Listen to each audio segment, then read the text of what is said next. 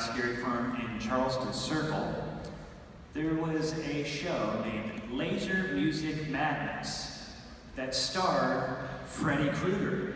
In fact, that show was co-written by Julie Owens, who we met earlier today. There's a former Knott's entertainment director, Tom Clough, that we spoke about a little bit earlier. He saw Freddy in this laser show and said, let's put him into the hanging. And a new chapter for the show began, and the format was forever changed. Ken, having been so involved with these newer hangings, can you talk a little bit about the process on what it takes to bring them to life? Because there's so many pop culture references and heavy on stunts and choreography. What's that process like? Well, the last one I did was in 2015, so I've done about 15 or 16 of them.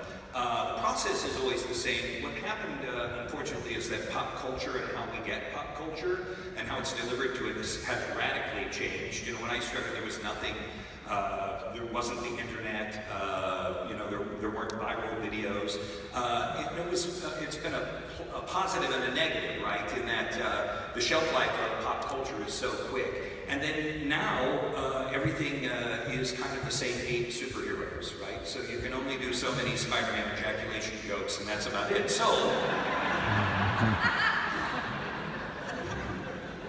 true. However, anyway, the process is the same. You kind of sit in a room with the folks that you're working on the show with, and you make a laundry list of what has happened. Who were the most notorious people in the last year? Who were the most annoying people in the last year? What were the events that really kind of, as a collective group of human beings, would all kind of piss us off? And so that's where you start. Then what happens is it's not just one guy. It's a group of people that kind of come together and put the show together, because once you kind of, although I am the person who eventually sits and types and directs the show, it really is the getting together in the studio, and we've had some amazing audio folks over the years, like Adam Hankinson and Rob Perez, who piece the show together with us, and then you bring in some talented voiceover actors and actors who are in the show, and they come up with some ad-libs that you think, okay, we got to put that in.